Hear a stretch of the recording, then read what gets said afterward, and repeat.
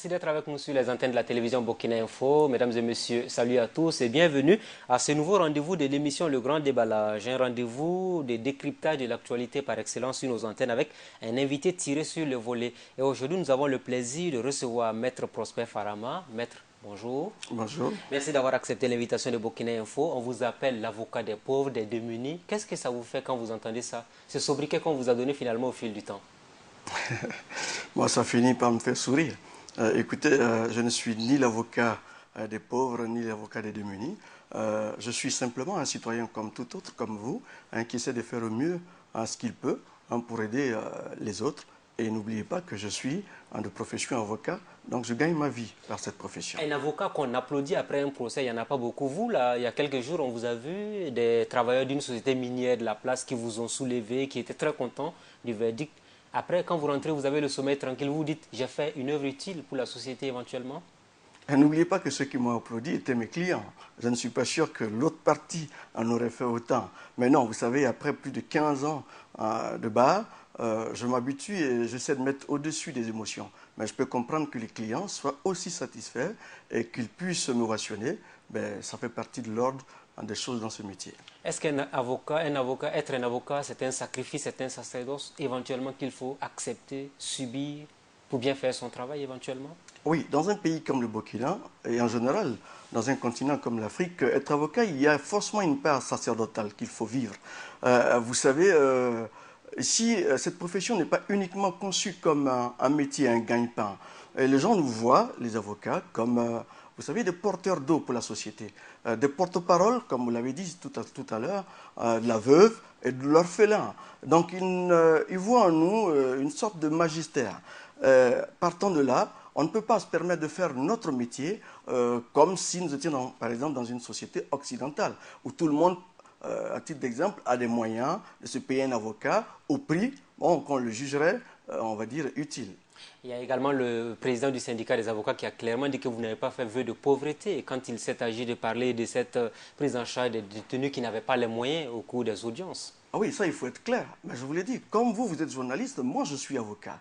Ce n'est pas ce métier que je nourris ma famille. Donc, je n'ai pas fait vœu de pauvreté.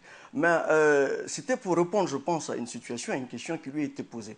Mais je puis vous assurer, au-delà de ma personne, 99%, sinon 100% des avocats font au moins, croyez-moi, 1% ou plus d'œuvres, on va dire, caritatives dans l'exercice de leurs fonctions. Vous n'avez pas le choix. Vous recevez des gens qui sont dans l'impossibilité de vous payer quoi que ce soit. Mais vous êtes touché par leur, on va dire, leur cause et cela vous amène à plaider pour eux gratuitement. Malheureusement, tous les avocats ne sont pas aussi médiatiques que moi, donc ça ne vous permet pas de savoir que de nombreux avocats font des œuvres caritatives pour la société. Est-ce que souvent, quand on le fait, on est dans la logique de la redevabilité éventuellement? Parce qu'on sait qu'on est dans une société où les gens ne sont pas très souvent reconnaissants après. Oui, mais on ne pense pas tellement à cela. Vous savez, si on devrait œuvrer dans l'œuvre sociale et caritative en pensant à la reconnaissance, je pense que dans des pays comme le Burkina, personne n'agirait. Quand on opte pour un métier, quand on choisit d'agir pour une noble cause, je pense qu'on doit s'élever au-dessus de ces considérations. On se rappelle également qu'il y a quelques jours, c'est ceux-là qui étaient au devant de la lutte pour l'insurrection qui sont aujourd'hui voués aux gémonies. Et quand vous regardez tout ça, vous vous dites, on va peut-être décourager ceux-là qui ont été les fervents défenseurs de la démocratie, ou peut-être dans la durée, on ne pourrait plus avoir des gens aussi déterminés comme ce qu'on a connu en 2014.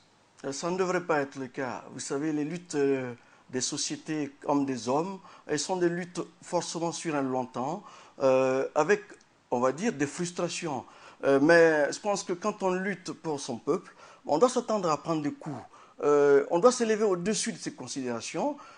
Aussi, je crois, qu'il faut savoir que le désintérêt dans la lutte doit nous mettre, doit nous conférer une sorte de carapace qui puisse nous permettre de résister à ces situations-là. Mais c'est pour ça qu'aussi dans la lutte, je pense que si nous sommes au devant, nous devons avoir à l'esprit que ceux qui sont derrière, la grande masse, nous regardent, nous scrutent au moindre détail et nous devons être très prudents.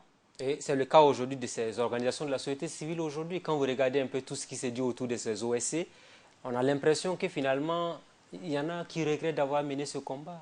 Parce qu'il voulait véritablement la démocratie. Il ne devrait pas le regretter, je pense. Hein. Comme je dis, je le répète, quand on agit pour la cause noble, il faut le faire en son âme et conscience. En étant prêt à ne pas recevoir de lauriers, à plus prendre des coups hein, qu'à recevoir des félicitations. Vous savez, avant nous, des gens ont lutté. Après nous, d'autres lutteront. En 1966, on ne se rappelle plus de qui a mené la lutte pour faire tomber Maurice Yamégo, par exemple. Absolument, mais ça n'a pas découragé d'autres générations qui sont venues après hein, pour aller à la lutte. Comme ça ne devrait pas décourager les générations à venir hein, pour continuer à lutter.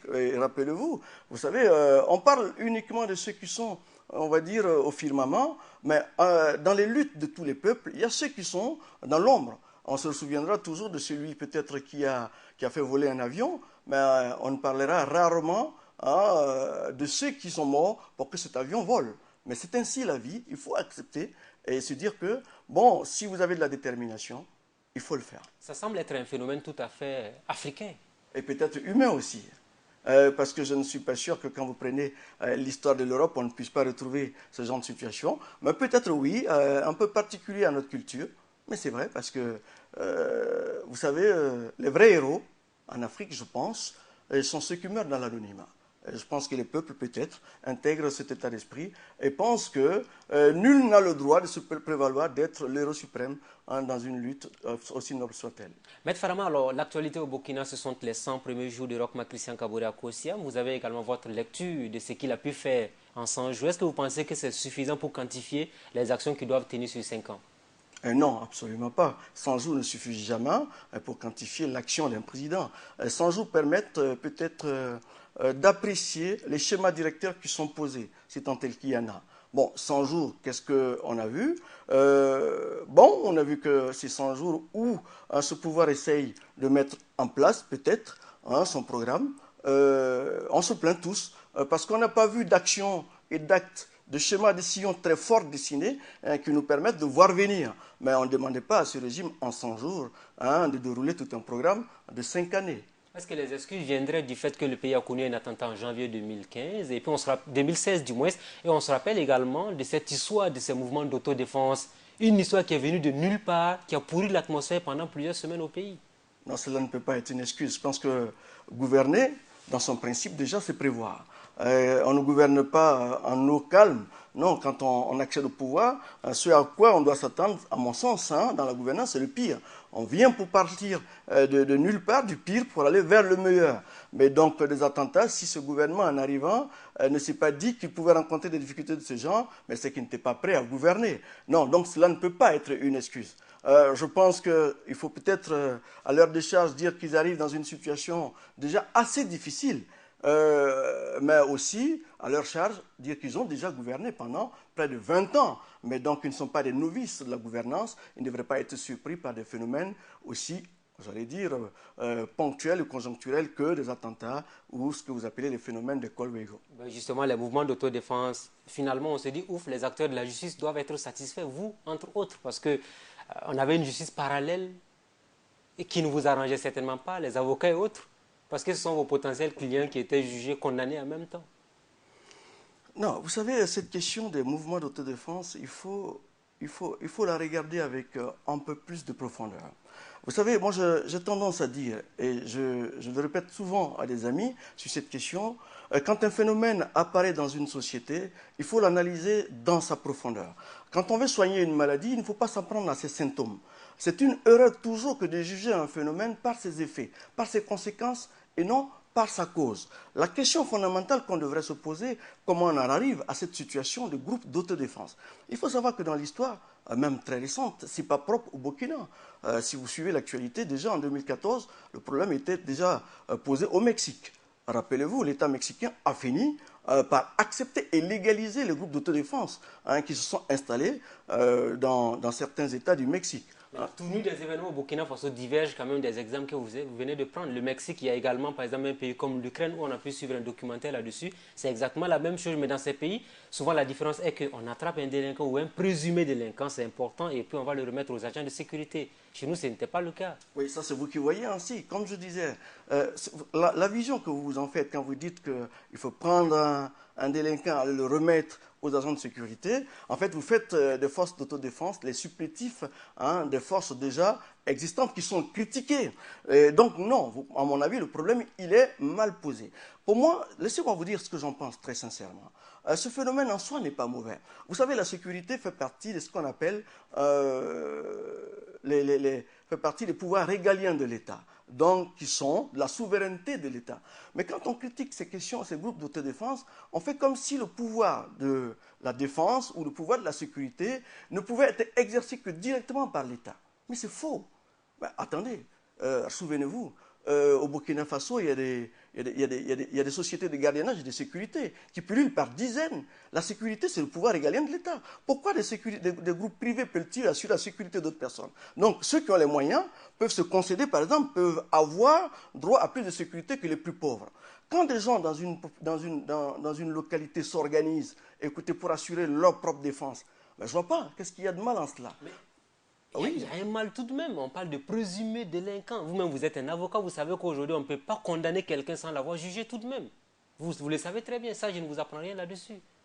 Ah oui, mais allez-y, terminez la logique. Juste pour dire que, normalement, quelqu'un ne doit pas se lever du jour au lendemain sans avoir même une reconnaissance officielle pour arrêter quelqu'un pour dire, parce que c'est un délinquant, on va le juger, on va le condamner, on va le faire payer des amendes et tout ça. Non, faisons la différence entre l'acte de juger et de condamner et l'acte d'existence de groupes d'autodéfense. Vous savez, au départ, comme je dis, ça ne part pas d'une question de volonté de juger, ça part de la volonté d'assurer sa propre sécurité. Vous ne pouvez pas refuser aux masses populaires la possibilité de s'organiser et de se défendre. Parce que déjà, nos forces de défense et de sécurité ne peuvent pas, ont montré toutes ces années, après 50 ans d'indépendance, qu'elles ne peuvent pas assurer la sécurité de tous les Burkinabés dans les hameaux les plus profonds du Burkina. Vous, à Ouaga, ici, appelez la police, secours. Si vous avez des difficultés dans votre quartier, vous entendrez quelquefois vous dire qu'on ne peut pas se déplacer parce qu'on n'a pas de carburant. Pas que c'est de leur faute, mais évidemment, face à cette situation, qu'est-ce que vous faites? Vous êtes obligé de vous organiser pour vous défendre. Et comprenons-nous bien, comprenons-nous très bien, il y a des dérives, forcément, dans cette mise en place des groupes d'autodéfense. Non, mais cette dérive ne peut pas nous faire dire que ces groupes d'autodéfense n'ont pas le droit d'exister. Que nous disions, oui, écoutez, ces groupes d'autodéfense n'ont pas le droit de porter atteinte à l'intégrité morale et physique des personnes qu'elles interpellent. Oui, moi je suis parfaitement d'accord. Je suis le premier à condamner des exactions qui pourraient être faites contre des personnes qui sont atteintes dans leur intégrité physique et morale. Mais une chose est de dire cela, et une autre est de dire aux populations, mais restez là, attendez, on viendra assurer votre sécurité qui n'est jamais assurée. Soyons clairs. Le président du Faso, lorsqu'il était là, avait un RSP pour sa protection. 2000 personnes hyper armés qui assuraient sa sécurité. Nos ministres, ils ont une garde prétorienne pour assurer la sécurité. Vous et moi, nous avons peut-être les moyens de nous payer. Moi, j'ai un vigile chez moi à la maison. Mon oncle au village, il n'a ni vigile, il n'a ni RSP. Et dans mon village, peut-être qu'il y a 4 policiers pour assurer la sécurité de 27 villages. Monsieur, quand il arrive un jour que les populations sont enfermées par les délinquants, il faut qu'elles réagissent. Elles ont le droit de réagir. Et moi, je vais vous dire, la solution à ce problème, ce n'est pas la peine de tergiverser. Le jour où il y aura la crédibilité des forces de défense et de sécurité et de la justice dans la population, personne ne mettra en place un groupe d'autodéfense appelé Kolwego ou quoi que ce soit. Alors ça, c'est la solution que vous préconisez, mais aujourd'hui, on se trouve que les Sokoloro sont rentrés dans la République parce qu'ils ont clairement dit, nous n'allons plus encore embastiller quelqu'un, on va le prendre, on va le remettre aux forces de défense et de sécurité. Tout est bien qui finit bien, pourrait-on dire finalement, sur le dossier. Non, si votre problème c'était le fait qu'ils embastillaient et jugeaient, ben vous pouvez le dire, mais rappelez-vous que vous avez vu les images. Rappelez-vous de ce qui a irrité l'ensemble de la population concernant un monsieur comme François Compaoré. C'est quand on avait vu les tortures corporelles qu'il avait subies. Vous rappelez-vous ces images-là qui étaient attribuées au RSP en son temps? La population avait dégoûté le RSP pour toujours parce qu'on se disait on ne va jamais accepter des tortures de cette nature. Mais les premières images qui avaient été diffusées par le MBDHP, rappelez-vous concernant le Korlego, c'était des images de services corporels graves, inadmissibles dans un état de droit tout de même. Mais ça, sur ce plan, vous et moi et tous les Burkinabés, y compris les Kolwego, on est unanime et clair dessus. Les exactions, tortures ou d'autres nature que ce soit sont condamnables et sont condamnées et moi je les condamne. Maintenant, est-ce que ça veut dire que les Kolwego de ce fait-là n'ont pas le droit d'exister? Moi, je vous dis, moi, je suis avocat. Tous les jours que Dieu fait, je reçois des gens dans mon cabinet. Si vous croyez qu'à la gendarmerie, qu'à la police, au jour d'aujourd'hui, il n'y a pas d'exaction, vous vous trompez. Mais ils existent, les policiers. Vous avez reçu beaucoup de plaintes de torture dans les commissariats, dans les brigades de gendarmerie aujourd'hui? Vous-même qui êtes journaliste, On n'a jamais vu des reportages faits sur des gens morts dans des gendarmeries ou des brigades ou des commissariats. Mais est-ce qu'on a demandé la dissolution de ces structures pour cela? Non. Il y a un fait qui est là, qui est constant. C'est qu'il y a des exactions dans le groupe d'autodéfense qu'il faut, à mon sens, combattre. Et une autre chose qui est essentielle. Vous savez, moi, je suis gêné quand j'entends parler de groupes d'autodéfense comme s'ils étaient un groupe à part et nous à part. Et ça, c'est l'erreur. Vous savez, cette erreur, les gens l'ont commise sous la Révolution avec les CDR. Quand on organise des groupes au nom du peuple, parce que ces Koualouego prétendent agir au nom des populations dans les villages où ils s'organisent. Si vous et moi, en petits intellectuels que nous sommes, nous restons à l'écart et regardons les gens, alors que ces groupes qui sont constitués sont ouverts à tout le monde pour assurer notre autodéfense. Nous ne nous attendons pas que demain, des gens qui est peut-être moins, on va dire, moins de qualité que nous, moins de qualifications que nous, prennent des décisions qui nous choquent. Nous devons plutôt, au nom, moi je pense, de la légitimité que doivent avoir ces groupes, nous y impliquer. Si je suis dans un village, si un groupe s'organise pour l'autodéfense du village, j'ai le devoir de m'y impliquer, que je sois instituteur, que je sois avocat, que je sois cultivateur. La défense, la sécurité, ce n'est pas que pour les paysans. Mais j'ai l'impression que la petite classe intellectuelle que nous sommes, considérons que c'est des sauvageons, venus de nulle part avec leurs fusils de chasse, qui parlent de sécurité, c'est leur problème, nous sommes à part. Mais évidemment, si vous faites ça, ce qui arrivera demain un jour, c'est qu'il y aura dans ces organisations des groupes minoritaires qui vont au nom de la majorité poser des actes. Et ça, c'est l'erreur grave. Nous devons plutôt adhérer à ces groupes et faire en sorte que les décisions qui sont prises le soient au nom de toute la collectivité. C'est en cela qu'on évitera des exactions comme ce qu'on a pu voir, comme celles qu'on a pu voir, ça et là, au sein de certains groupes d'autodéfense. Toujours est-il qu'apparemment, les choses sont en train de rentrer dans l'ordre parce qu'il n'y a plus d'exactions. Apparemment, c'est ce qu'on a comme image qui est véhiculée aujourd'hui. Revenons donc sur les 100 jours du président Kaboré. De façon globale, une appréciation d'ensemble, vous pensez que les débuts sont satisfaisants, encourageants pour la suite éventuellement? Chacun donne sa lecture. Bien sûr, vous savez, je ne veux pas faire de maraboutage. Je préfère juger un pouvoir au pied du mur, suivre des actes. Ce que je dis aujourd'hui, rien ne me permet de dire que ce sera satisfaisant ou pas. Je constate qu'on est dans une période de flottement. Moi, je pense qu'il faut leur concéder que c'est la période de grâce. Il faut leur permettre de se mettre en place. Mais comme je dis, ma seule déception, c'est que tout ce groupe n'est pas néophyte du pouvoir. Ils ont été dans les sérails du pouvoir pendant 20 ans. Donc, à titre personnel, je m'attendais à mieux que cela. Je me serais surpris, j'aurais été peut-être, j'aurais compris cet tâtonnement si c'était des nouvelles têtes qui arrivaient, qui n'avaient jamais gouverné et qui avaient besoin d'un minimum d'expérience pour mettre en place quelque chose. Mais après 20 ans, voire 25 ans de gouvernance, bon, je suis un peu déçu qu'ils continuent à tourner. 100 jours de pouvoir et puis il y a eu des revendications syndicales qu'on a enregistrées. On se rappelle des magistrats qui sont allés à la grève à 2 reprises, qui ont obtenu gain de cause. Est-ce que vous pensez aujourd'hui que les satisfactions des revendications des magistrats pourraient être aujourd'hui des prémices importantes qu'on peut avoir au Burkina Faso pour plus d'indépendance de la justice? Parce que là, c'est un gros dossier qui touche à la bonne gouvernance et à la démocratie au Burkina. Vous savez, moi j'ai toujours dit, souvent je n'ai pas été entendu par certains, compris par certains dans ce sens. Vous savez, les questions comme la question de l'indépendance n'est pas une question de slogan. Il y a quelques mois de cela, nous avions, c'était quoi, un forum, les États généraux sur la justice. Vous vous souvenez, j'avais ma position sur la question, en disant que c'était un folklore de plus. Aujourd'hui, on m'avait dit, oui, non, vous êtes un peu extrémiste, attendez, vous verrez. Il y a eu un pacte signé. Et j'étais étonné que quelques mois après la signature de ce pacte, je vois que les acteurs principaux de la justice, notamment les magistrats, se trouvent en grève. Les greffiers aussi, les gars de sécurité pénitentiaire. Alors la question que je me suis posée, que devenait ce pacte qu'on nous avait tant chanté? Bon, ok, qu'à cela ne tienne. Pour rappeler qu'il faut être concret sur des choses concrètes. Moi, je n'ai rien contre les revendications des magistrats. Comme tous les corps sociaux, ils ont le droit de revendiquer une meilleure situation, de meilleures conditions de vie et de travail. C'est nécessaire. La seule critique que j'ai toujours faite, c'est de dire, je ne suis pas d'accord qu'on mette en parallèle la situation matérielle d'un magistrat avec son intégrité. Qu'on me dise qu'on a besoin de plus d'argent pour être indépendant. Je regrette. Et malheureusement, c'est le cas au Burkina Faso quand on constate tout ce qui se fait en termes de revendications. On lie systématiquement l'intégrité aux conditions de vie et de travail. D'abord, c'est une insulte à la dignité, cette façon de présenter les choses. C'est faire croire aux gens... Malheureusement, c'est ce qu'on nous donne comme impression. Ce n'est pas parce qu'on interprète. Ben ça, il faut le refuser, le refuter. C'est ce que je dis. Et moi, je pense que beaucoup de gens pensent comme moi, je le refute. Et ce n'est pas que malheureux, mais ça ne doit pas être la présentation qu'on fait de l'intégrité et de la dignité. Écoutez, présenter les choses ainsi, c'est, comme je disais, faire insulte à la dignité. C'est faire croire que lorsqu'on est pauvre, on est forcément malhonnête. Et lorsqu'on est riche, on est forcément honnête. Je ne pense pas que les choses se présentent aussi parallèles qu'ainsi.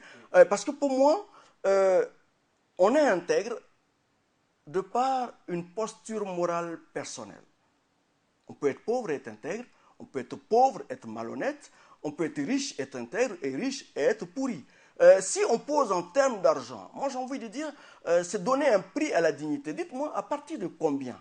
J'ai envie que chacun me dise la valeur, le prix de sa dignité, de son intégrité. À partir de combien moi, Maître Ferrama, par exemple, puis-je quantifier mon intégrité en disant que si je reçois cet argent-là, je suis sûr de pouvoir résister à la corruption. Non, je ne pense pas qu'on puisse présenter. Mais on s'est dit tout de même que si vous êtes à l'abri du besoin, vous êtes quand même bien placé pour bien dire le droit tout de même. Si quelqu'un est dans le dénuement total et que vous l'amenez devant un tribunal, souvent ce n'est pas évident. C'est peut-être là aussi le problème. Si vous avez un magistrat qui ne peut pas bien se déplacer, qui dort dans des conditions assez difficiles, qui n'a pas de bon salaire, il est facilement corruptible. C'est ce que j'ai envie de vous dire. Ça me fait sourire quand j'entends ça. Est-ce que vous pensez que chez les milliardaires, il n'y a pas de corrompus? Vous pensez qu'il est plus intègre un milliardaire qu'un pauvre? Moi, la société dans laquelle j'ai vécu, dans laquelle on m'a éduqué, on ne m'a jamais appris que ma résistance à la corruption, mon intégrité, l'honnêteté que je devais présenter était fonction de ce que je gagnais. Non. On m'a toujours enseigné que c'était toute une question d'éducation, une question de vision, une question de valeur. Et que je devais me mettre au-dessus de certaines visions matérielles pour assumer, on va dire, un certain degré d'intégrité. Écoutez, si vous parlez d'argent, combien faut-il payer à un douanier pour que le commerçant ne le corrompe pas? Dites-moi combien devrait-on payer, par exemple... Mais là, on a trouvé des mécanismes. On parle aujourd'hui de fonds communs. Il y a des montants qui leur sont reversés parce qu'on voudrait quand même éviter la corruption. Et donc, vous en déduisez qu'il n'y a plus de corruption dans la douane? Ce n'est pas une déduction, mais c'est la réalité des faits. Donc, vous avez posé une question, je vous réponds à cette manière, même si, au-delà de tout, c'est moi qui dois vous poser la question, vous devez répondre. Bien sûr. Revenons donc sur la question des magistrats, parce que pour vous, aujourd'hui, quand on vous écoute attentivement, Maître Farama, c'est une revendication qui n'avait pas forcément son sens, parce que j'ai reçu sur ce même plateau un syndicat des magistrats, et le débat était focalisé sur un aspect. Est-ce qu'il faut impérativement demander qu'on vous donne de bons salaires alors que les tribunaux ne sont pas adéquats aujourd'hui pour accueillir de bons procès? Non, entendons-nous bien. Je n'ai jamais dit que cette revendication n'était pas adéquate. Je reviens, je le précise. Mais oui, parce que c'est très important. Demain, vous serez face à des juges et tout. Oh non, c'est un débat. C'est un débat. J'assume pleinement ma position et je pense que tous les juges connaissent ma position par rapport à cela. Je dis et je répète, les magistrats, comme tous les autres corps sociaux, ont le droit de revendiquer de meilleures conditions de travail et de vie. C'est un minimum pour tout le monde. Mais je dis ce que je refuse. Et ça, je le dis haut et fort à qui veut m'entendre. Que de dire que c'est la condition sine qua non pour être honnête et intègre, c'est faux pour moi.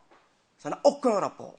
Celui qui estime que ça a un rapport, ben je laisse avec sa conscience, avec sa vision de ses valeurs. Ça, il assume seul, mais pas avec moi. C'est ce que je dis. Maintenant, vous touchez à un autre point. Oui, je m'attendais, moi, par exemple, en dehors ou en plus, si vous voulez, des revendications salariales que formulent les magistrats, que d'autres questions soient posées. Quand moi je vais au palais, quand je vois les conditions dans lesquelles, je veux dire, matérielles dans lesquelles les magistrats travaillent, quand je vois même les conditions dans lesquelles les justiciables sont reçus au palais, c'est inadmissible. Et ça, c'est de la revendication aussi des magistrats, des avocats, de tous les acteurs de la justice pour dire à l'État, écoutez, si un temps soit peu, vous accordez de l'importance à la justice, il faut régler ces problèmes-là. Il n'est pas normal qu'à la justice, par exemple, on n'ait pas de papier, on n'ait pas d'encre pour imprimer les décisions de justice et qu'on demande à la justice d'être une justice indépendante, qu'elle soit efficace et qu'elle soit bien vue par le commun des mortels. Ça, ce n'est pas acceptable. Mais ça doit se dire encore. Par les acteurs, encore faut-il que ce soit dit par les acteurs de la justice eux-mêmes. Là, c'est un gros problème parce que les magistrats aujourd'hui disent clairement qu'ils représentent un pouvoir, ils doivent bénéficier des mêmes conditions que le pouvoir législatif et le pouvoir exécutif. Mais est-ce qu'un pouvoir, là on est revenu encore sur un autre débat de fond, un pouvoir a-t-il le droit d'aller en grève? Est-ce que le gouvernement peut aller en grève? Est-ce que les députés peuvent aller en grève comme les magistrats qui l'ont fait aujourd'hui? Vous savez, moi, la question de la justice, là, je poserais autrement. Que la justice soit un pouvoir, une autorité, moi, ça ne me gêne pas. C'est pas ça qui me gêne. Moi, je crois qu'il y a un débat fondamental qu'aujourd'hui, on doit poser par rapport à notre justice. Est-ce que nous avons une justice qui est adaptée à notre situation, à notre contexte social à nous? Nous avons hérité d'une justice coloniale. Donc, nous pratiquons aujourd'hui une justice néocoloniale. D'ailleurs, j'ai un ami qui aime dire qu'il ne comprend pas pourquoi nous adoptons des textes. Nous aurions dû prendre juste une loi qui dit que tout texte adopté en France a systématiquement valeur au Burkina dans les 15 jours qui suivent. Et quand vous regardez nos textes... La Constitution, c'est la réalité. Quand vous regardez nos textes, mais ce n'est que des copies conformes, souvent même non conformes, des textes français. Aujourd'hui, c'est de se poser la question suivante. Quelle justice faut-il pour notre pays? Regardez, je prends un cas très simple. Vous allez à la justice, on vous dit nul n'est censé ignorer la loi. Dans un pays où vous avez plus de 50% de personnes qui sont analphabètes, qui ne savent même pas lire, encore moins qui ne parlent français, écrivent français. Même ceux qui parlent déjà français sont incapables de comprendre ce que disent les textes de loi. Même nous qui sommes capables de comprendre ce que disent les textes de loi, croyez-moi, ce n'est pas évident. Un paysan arrive, on lui dit, nul n'est censé ignorer la loi. Ça, c'est des questions qu'il faut résoudre dans le fond. Quelle loi nous devons adopter qui s'adapte à nos contextes, à nous, à notre contexte à nous. Et regardez aux États-Unis, par exemple. Les juges dans certains États, beaucoup d'États sont élus. Ils représentent parce que le pouvoir, comme vous l'avez dit, le pouvoir judiciaire, ils considèrent que c'est un pouvoir comme le pouvoir exécutif et législatif. Donc il doit avoir une légitimité. Et c'est cette légitimité qui la confère. Seul le peuple peut conférer la légitimité. Donc, ils décident, eux, d'élire les magistrats chez eux. Chez nous, les magistrats font une école, passent un examen, arrivent. Bon, écoutez, il faudrait donc que nous posions ces questions-là. Alors, est-ce qu'il faut également faire des procès en langue locale? Pourquoi pas? Parce que vous avez parlé de contextualiser notre justice par rapport à nos réalités aujourd'hui. Absolument. C'est gênant aujourd'hui quand vous allez, par exemple, dans un village et que vous voyez que 90% des acteurs présents dans la salle parlent, par exemple, moré. Et qu'il n'y a que les avocats et les magistrats qui parlent français. Et bien souvent, on est obligé de rechercher des traducteurs. Dieu merci qu'il n'arrive pas tous les jours que parmi les 60 langues que nous avons, des gens soient au palais et ne comprennent pas une des langues principales. Sinon, imaginez-vous si nous avions 60 ethnies, 60 langues devant les juridictions, je ne suis pas sûr qu'on trouverait 60 interprètes. C'est une question fondamentale et intéressante que vous posez. Parlons des problèmes de justice au Burkina Faso. Il y a souvent également ces incompréhensions entre les avocats et les magistrats. On a l'impression qu'ils vous détestent mutuellement. C'est un sérieux problème. On devrait dire que peut-être on se déteste cordialement. Non, vous savez, oui. C'est pas propre au Burkina. Si vous regardez dans tous les pays du monde, il y a quelquefois une sorte, on va dire, de confrontation entre magistrats et avocats. Bon, c'est peut-être lié au fait qu'il y a un manque on va dire, d'interaction, il y a un manque de communication. Il n'y a pas un cadre communicationnel entre les magistrats et les avocats. Est-ce que ce n'est pas un conflit de compétences qui ne dit pas son nom? Non, je ne pense pas qu'il puisse y avoir un conflit de compétences entre les magistrats et les avocats. Mais il est évident que dans l'exercice de la fonction, il peut y avoir des couacs entre magistrats et avocats. Mais vous savez, le manque de communication fait que quelquefois, on a des préjugés les uns sur les autres. Vous savez, les avocats pensent quelquefois que les magistrats sont pour certains très incompétents, pour d'autres très corrompus.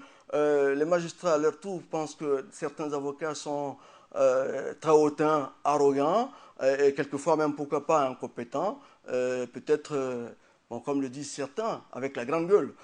Mais c'est peut-être un manque de communication qui fait que, bon, nous arrivons là, parce qu'au-delà de ce que nous pouvons penser les uns des autres, bon, pour l'œuvre de la justice, nous devrions pouvoir être au-dessus et agir conformément à ce que dit la loi. Est-ce que ce ne sont pas tous ces soucis-là qui font aujourd'hui qu'il n'y a pas véritablement une indépendance, que le droit n'est pas dit à tous les niveaux? On se dit qu'on a une justice favorable plutôt aux riches qu'aux pauvres. Non, mais ce n'est pas lié à cela. Si un magistrat n'aime pas la tête de Maître Farama, je ne vois pas pourquoi il devrait rendre Il va se dire que Maître Farama, comme il parle beaucoup, ben, je vais lui montrer qu'il ne peut pas remporter un procès devant moi, par exemple. Je Vous pense savez que que c'est humain, ça peut être humain aussi, comme on l'a dit à oui, l'introduction. ça peut arriver, excusez, mais je ne pense pas que ce soit là le niveau, la dimension à laquelle on pourrait mettre nos Parce qu'il y a magistrats. des avocats qui avancent souvent un argument, hein. On a également l'intime conviction du magistrat qui est mis en avant. Donc quand on tombe dans l'intime conviction dans le jugement d'un dossier, ça veut dire tout simplement que c'est l'homme, l'être humain lui-même qui juge souvent au-delà même des textes. Non, faut pas faire un amalgame. L'intime conviction, c'est une expression, un concept qui n'est utilisé qu'en matière d'assises. C'est-à-dire que dans la matière criminelle, dans les procès courants qu'on connaît, non, l'intime conviction ne remplace pas la preuve.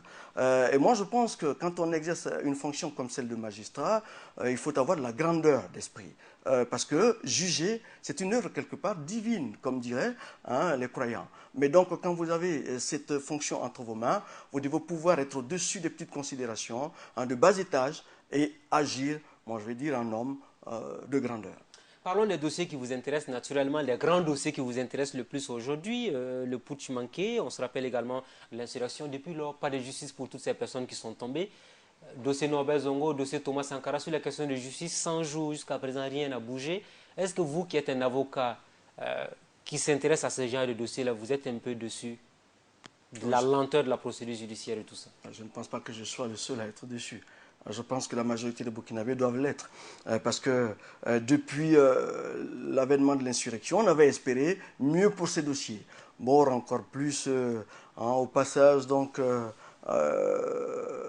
de la transition à la mise en place des nouvelles autorités. Mais on a l'impression, peut-être que c'est une impression, mais moi je la vis comme ça, c'est que rien de fondamental ne bouge, rien ne change. On est reparti encore, on va dire, dans les méandres de juridisme qu'on a connu sous le régime de Blaise Compaoré. Il y avait ce slogan majeur qui tendait à dire « Oui, la justice suit son cours, comme un fleuve, un long fleuve, sans fin. » On a parlé de dossiers épineux. Thomas Sankara, c'est un dossier assez lourd. Bien sûr. Tous les dossiers aujourd'hui qui sont à la justice, à mon sens, même les plus petits, sont lourds. Au regard du contexte que nous avons vécu, au regard du contexte dans lequel nous nous trouvons, au regard des aspirations des populations. Mais aucun de ces dossiers, à mon sens, n'avance de façon satisfaisante. Prenons le cas déjà des dossiers de l'insurrection. Nous avons déposé des plaintes avec le MBDHP. Rappelez-vous que les martyrs, ce qu'on a, on a glorifié pendant l'insurrection. Je ne connais pas, sauf si je suis sous-informé, je ne connais pas de procédure qui ait avancé suffisamment pour nous dire qui et pourquoi ces personnes-là ont été tuées les 30 et 31 octobre, voire 2 novembre. Il y a également les dossiers du 15 septembre 2015 aussi, les putsch. Pareillement. Aujourd'hui, on entend ça et là dire qu'il y a eu des inculpations pour les dossiers au moins de putsch. Bon, mais ça et là dire aussi qu'il y a eu des libérations qui interviennent. Beaucoup de libérations aussi. Le dégel également des avoirs. Vous qui êtes avocat aujourd'hui, est-ce que vous êtes pessimiste quand vous voyez un peu l'évolution de la situation sur ces dossiers? Même si je ne suis pas pessimiste, disons que là je suis un peu dans la circonspection parce que je m'attendais à mieux que cela. Écoutez, ça va faire pratiquement, depuis la chute de Blaise, nous entrons déjà pratiquement, nous allons entrer dans la 2e année. Nous nous attendions à des actes, à des actions plus fortes que celles qu'on a vues jusqu'à aujourd'hui. Notamment sur quel dossier? Thomas Sankara, Norbert Zongo, Dabo Boukari, entre autres? Tous les dossiers. Tous les dossiers, et notamment tous les dossiers pendant. La gestion de ces dossiers pendant, à notre avis, aurait dû déterminer la gestion même entière de la justice.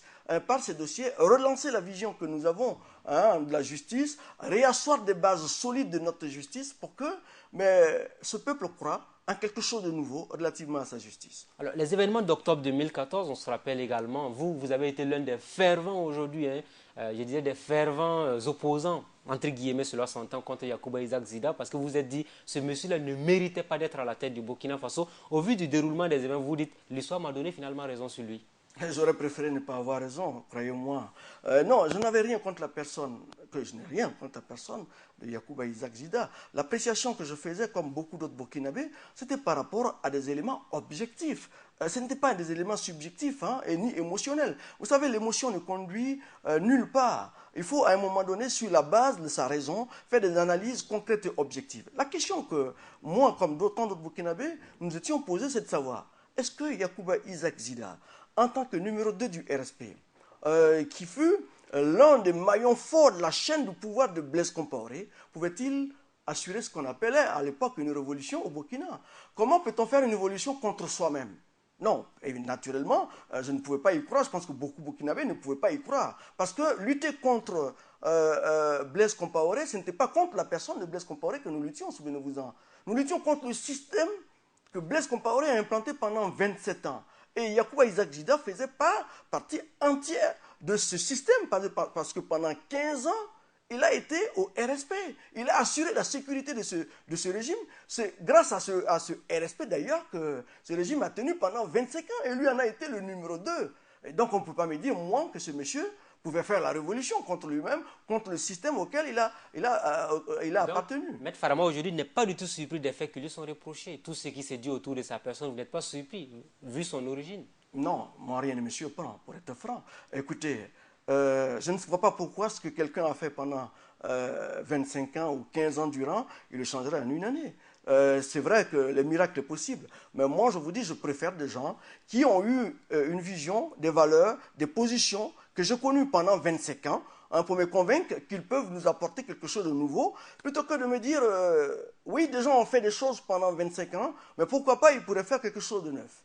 Donc vous n'êtes pas du tout optimiste à ce niveau-là. Alors est-ce que vous pensez aujourd'hui que les faits qui sont reprochés à l'ancien Premier ministre sont suffisamment graves pour qu'il soit inculpé dès qu'il mettra pied au Burkina Faso, en tant qu'avocat? D'abord, de quels faits précis vous On parlez? parle des problèmes de parcelles, on parle d'abus de pouvoir, on parle également d'un certain nombre de faits qui lui sont reprochés.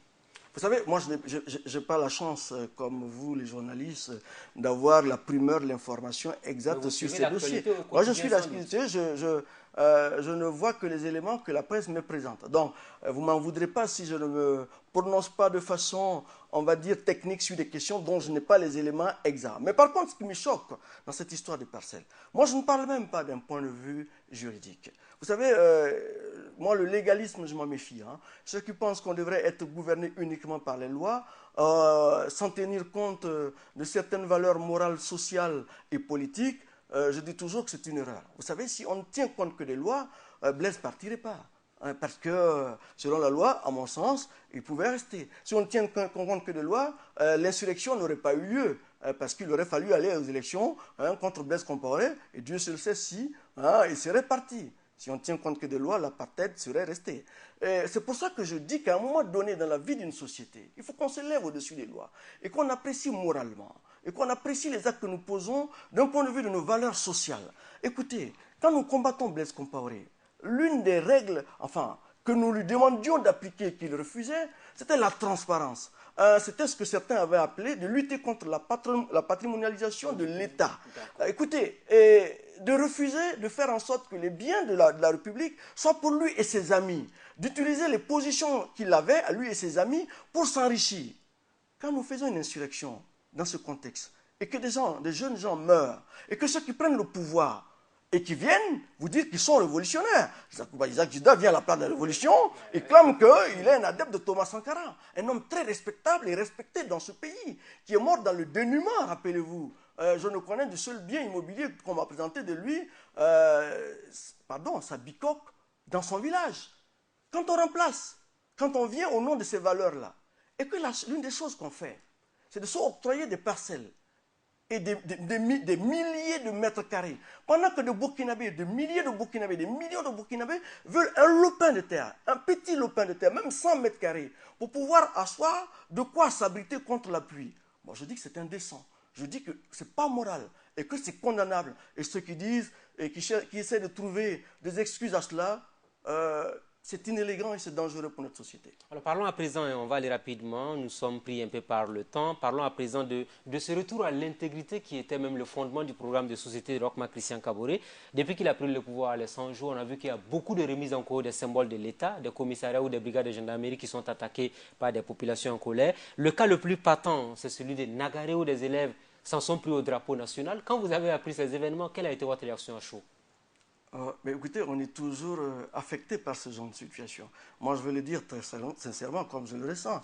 Est-ce qu'on doit condamner ces actes? Oui, il faut le condamner. C'est pas bien quand dans une société, des élèves en arrivent à brûler le drapeau national, arrivent à molester leurs enseignants. C'est condamnable et moi, je le condamne. Mais par contre, ce que je dis, quand je vois des condamnations par-ci, par-là, il ne faudrait pas que nous nous arrêtions uniquement à des condamnations. Il faudrait, comme j'ai dit tout à l'heure, que nous recherchions les causes profondes de ces situations. Comment on arrive dans une société? Parce qu'on parle de ces enfants, de ces élèves, comme si c'était des extraterrestres venus d'ailleurs. Mais c'est nos enfants, c'est nos petits frères, c'est nos neveux. Comment avons-nous fait? Mais nous avons tous été élèves, mais on ne s'est pas comporté de cette manière. D'accord, alors posons-nous la question de savoir comment avons-nous fait, nous, pour que nos petits frères, nos enfants, nos cousins en arrivent à cette situation. Écoutez, moi je vais vous dire ce que je pense. Vous parlez des symboles de l'État qui ont été bafoués, mais c'est vrai, c'est grave. Mais il n'y a pas que les élèves qui bafouent les symboles de l'État. Le drapeau, ce n'est qu'un symbole de l'État. Il y a des gens qui pillent même l'État en direct, pas le symbole. Qu'est-ce qu'on fait d'eux? Rien. Écoutez, vous savez, aujourd'hui, la valeur morale dont nous parlions tout à l'heure, l'intégrité dont nous parlions, mais il faut la ramener à sa juste valeur. Les papas, qu'est-ce qu'ils font aujourd'hui? Écoutez, l'avocat est devenu malhonnête, le juge, il est corrompu, le médecin est devenu affairiste, le douanier est devenu un racketteur. Ça, vous ne pensez pas que c'est dangereux pour l'État et que c'est l'État même dans ses fondements qui est atteint? Si. Donc, quand on est dans une société comme celle-là, écoutez, j'en parlais la dernière fois avec un ami, au feu, nous sommes arrêtés, et puis on voit excusez-moi l'expression, un vieillard, quasiment, très respectable au feu, qui s'arrête, qui regarde quelques secondes, et impatient, et puis après, il fait un geste de dépit, et il démarre sa moto, il s'en va. Mais c'est ce que nous vivons tous les jours que Dieu fait. Vous, moi, nous constatons des faits concrets où l'État est bafoué. Donc, ces petits-enfants qui ont brûlé, qui ont fait ci, qui ont fait ça, c'est condamnable, il faut le condamner. Mais rappelons-nous, si nous voulons que nos petits frères, nos enfants, nos neveux, nos cousins ne fassent pas ça, nous devons donner le bon exemple et jusqu'à présent, nous ne l'avons pas donné. Alors, vous parlez de bons exemples, vous parlez également des actes concrets qu'il faut poser aujourd'hui. Selon vous, la meilleure des thérapies, c'est quoi? Est-ce qu'il faut ramener l'éducation civique à l'école, depuis le bas âge jusqu'à l'école, jusqu'à l'université éventuellement? Mais vous faites exactement ce que je dis être l'erreur. Vous en prenez aux conséquences et pas à la cause. Non, ce n'est pas une question d'enseigner l'éducation civique aux gens. Vous pensez que les gens ne savent pas que c'est... Il faut la bonne gouvernance et la vraie bonne gouvernance. Je vais vous dire une chose. Le jour où on aura des dirigeants qui, de par leur intégrité, par l'exemple concret de tous les jours, nous montreront qu'ils sont intègres. Quand j'ai un patron de service qui vient à 7 h du matin, à l'heure, à 6 h 30 si vous voulez, et que moi je me permets d'arriver en retard à 7 h 30, qui me fait des reproches, croyez-moi, 2 jours après, je me mets dans l'ordre. Quand j'ai le premier responsable de la nation qui vit dans la modestie et l'intégrité, tous ceux qui suivent ne peuvent pas faire autrement. Ils suivront l'exemple ou ils payeront. Mais quand je me rends compte qu'on s'en prend à moi, alors que celui-là même qui vole des milliards, lui n'est pas... J'entendais par exemple, excusez-moi, quelqu'un dire que lui pense par exemple que cette école où les événements sont arrivés, pour lui on doit fermer cette école pendant même 3 ans. Je souriais, je disais, mais j'aimerais bien savoir ce que cette personne pense des gens qui ont pillé des milliards. Et il pense qu'on devrait les enfermer pendant combien de temps par exemple. Donc si vous donnez l'exemple de façon rigoureuse, croyez-moi, le civisme dont vous parlez, l'intégrité, le respect de l'État et de ses symboles reviendra naturellement. Voilà qui est bien dit. Un mot peut-être sur les cas sociaux dans les maisons d'arrêt de correction. Beaucoup de gens qui sont détenus, qui n'ont jamais été jugés, qui peut-être sont jugés après, se rendent compte que les faits qui leur sont reprochés ne méritent même pas le temps qu'ils ont passé au niveau des maisons d'arrêt de correction. Que faut-il faire pour ces personnes-là? Il faut revoir la justice dans ses fondements. C'est le dysfonctionnement de notre appareil de justice. Il faut le dire. La prison, aujourd'hui, on devra même se poser la question fondamentale. Est-ce que la prison règle le problème aujourd'hui de la délinquance au Burkina? On emprisonne des délinquants, ça se multiplie, mais on ne voit pas que la délinquance baisse. Il y a la question de la récidive aussi, qui revient de façon récurrente. Bien sûr, toutes ces questions devraient être mises dans le panier. Peut-être que devrions-nous étudier fondamentalement qu'est-ce qu'il faut hein, comme alternative à la prison. Parce qu'on s'aperçoit que finalement, ce qui est le plus écœurant, c'est les plus faibles, les plus pauvres qui payent le prix cher. Comme vous l'avez dit, le pauvre qui n'a pas le moyen de se payer un avocat, ben, il ira en prison, il pourra peut-être être oublié et mourir sans qu'il n'y ait rien. Si vous êtes milliardaire, vous pourrez vous payer des dizaines d'avocats, voire faire venir des avocats de l'étranger, et puis au bout de quelques mois, qui sait, avec même la pression populaire, vous serez dehors. Ah, apparemment, ça ressemble à bien dire suivez mon regard peut-être. Enfin, c'est vous qui jetez votre regard. Moi, je Mais alors, beaucoup de défis à relever au Burkina Faso. Est-ce que vous êtes optimiste pour l'avenir? 30-45 secondes. Mais on a le devoir d'être optimiste. Écoutez, on n'a pas le choix. Nous sommes burkinabés. Rappelez-vous ce que ça veut dire. C'est le pays des hommes intègres. Au nom de notre intégrité, au nom de ce que nous devons laisser aux générations qui viennent après nous, au nom de ce que nous avons reçu de nos parents, en termes d'intégrité et d'espérance, c'est un devoir de combattre pour que ce pays-là, demain, ressemble, on va dire, au pays des hommes intègres, dans le sens le plus vrai du terme. Maître Farama, merci beaucoup. C'est moi qui vous dis merci. Ça a été un énorme plaisir pour moi de vous recevoir pour l'émission Le Grand Déballage. Aux fidèles téléspectateurs de Burkina Info, je vous dis également merci de nous avoir suivis. Et très bonne suite de programme à tous et à toutes. Rendez-vous la semaine prochaine avec un nouvel invité.